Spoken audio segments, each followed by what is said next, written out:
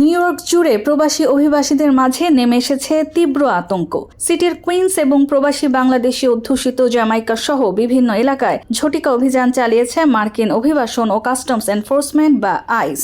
বড় ধরনের এই চিরুনি অভিযানে ইতিমধ্যেই আটক করা হয়েছে 1 শতাধিক অভিবাসীকে। স্থানীয় সূত্রে জানা গেছে, কোনো পূর্ব সতর্কতা ছাড়াই হঠাৎ কুইন্স ও জ্যামাইকার বিভিন্ন সড়ক, ব্যবসা প্রতিষ্ঠান ও আবাসিক এলাকায় এই অভিযান চালানো হয়। বৈধ কাগজপত্র না থাকা কিংবা আইনি জটিলতায় থাকা ব্যক্তিদের লক্ষ্য করেই অভিযান পরিচালনা করেন আইস কর্মকর্তারা। তাৎক্ষণিকভাবে আটক শতাধিক মানুষকে আইন শৃঙ্খলার হেফাজতে নেওয়া হয়েছে। হঠাৎ এমন কঠোর পদক্ষেপে পুরো নিউ ইয়র্কের প্রবাসী কমিউনিটিতে চরম ভয় ও অনিশ্চয়তা ছড়িয়ে পড়েছে। বিশেষ করে জ্যামাইকার বাংলাদেশিদের মাঝে নেমে এসেছে থমথমে নীরবতা। প্রবাসীদের শান্ত থাকার পাশাপাশি নিজের আইনি অধিকার সম্পর্কে সচেতন হতে পরামর্শ দিচ্ছেন অভিবাসন বিশেষজ্ঞরা।